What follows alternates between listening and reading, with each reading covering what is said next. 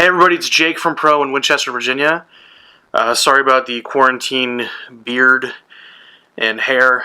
I have not yet been able to get to a barber, and so I'm looking a little scruffy. But I think we all kind of are at this point. Today I'd like to talk about rest. I think sometimes our recommendations on rest can be a little generalized, and I think in a lot of situations we can probably do more than we think. So hold on, before we get into it, there's something going on with the camera. Let me just kind of let me refocus this slightly. As soon as I've fixed this, we'll get straight into the skit and then the rest of the video.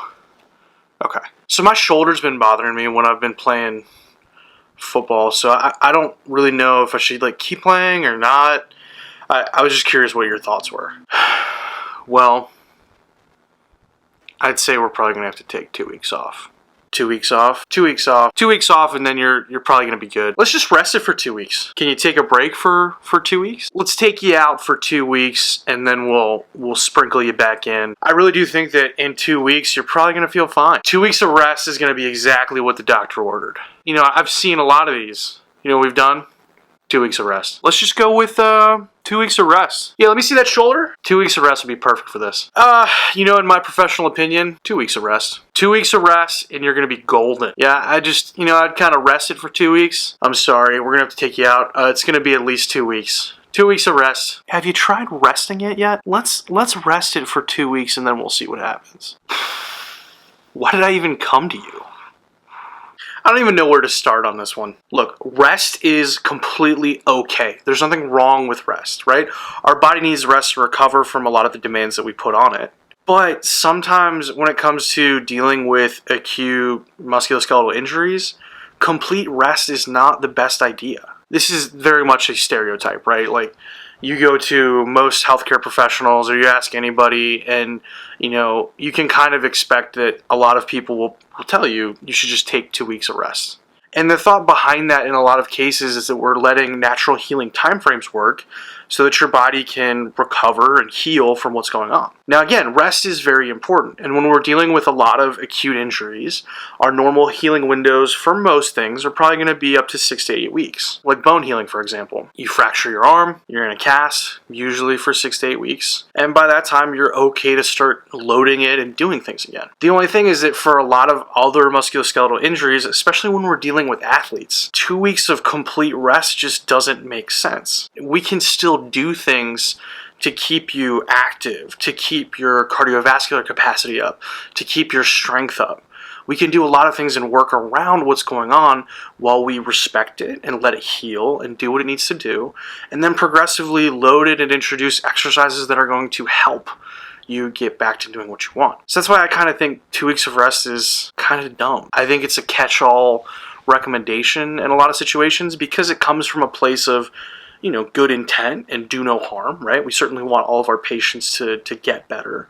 But I think when we're dealing especially with competitive athletes, we can find ways to still have you bench press, say if your ankle sprained, or have you do upper body activities, right? You still got one leg, you can hop up to a pull-up bar. We can find ways to modify what you're doing so you're not losing your strength, you're not losing your cardiovascular capacity, even if you're not in a situation where you can continue to run. I think it can lead to a cycle that we see with a lot of athletes where you take 2 weeks off, right? You're used to performing at this level. All of a sudden you take 2 weeks off and you've detrained to some extent.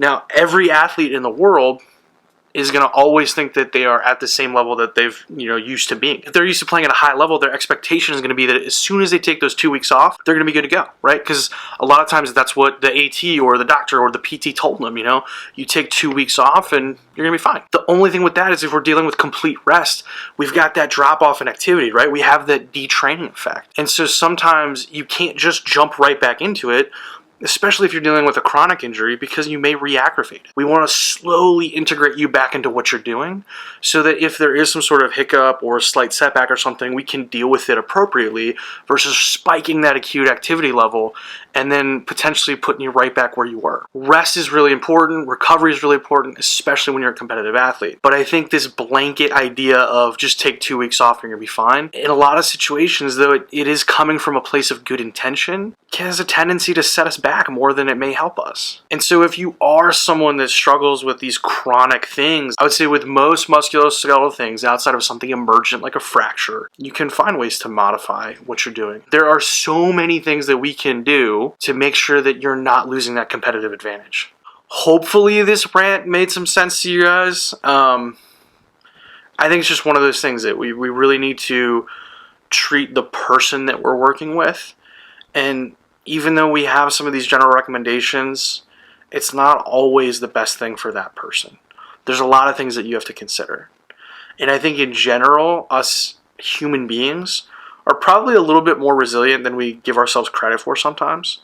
So just because you've got something going on, it doesn't always mean that you need to take complete rest. Again, rest is important. Your body needs to recover and heal. But our recommendations for rest and recovery probably need to be weighed and considered with the individual demands of the person we're working with.